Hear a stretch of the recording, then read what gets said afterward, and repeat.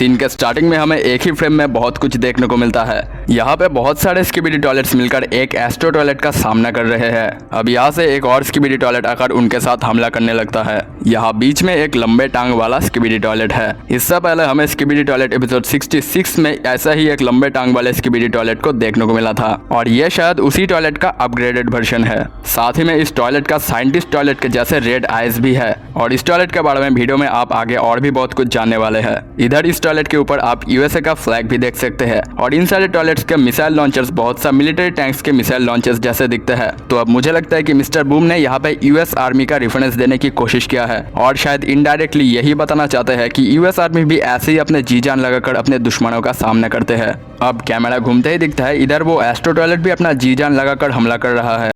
तभी एंट्री होता है इस एपिसोड का one of the craziest character का। लेकिन उससे पहले अगर आप हमारे चैनल पे पहली बार आए तो हमारे चैनल को सब्सक्राइब करके साइड के घंटे को बजा दीजिए। अब अचानक पीछे से एंट्री होता है सुपरमैन टॉयलेट का।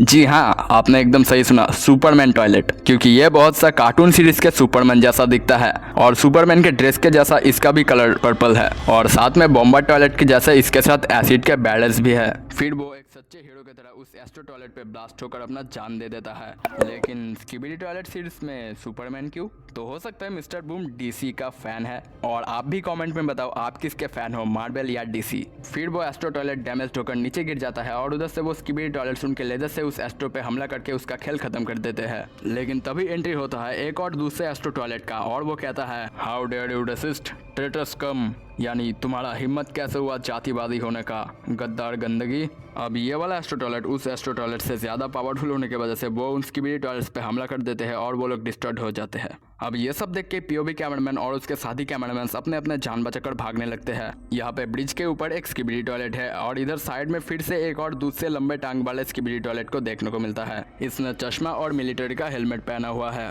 और बाकी का तो आप देख ही सकते हैं।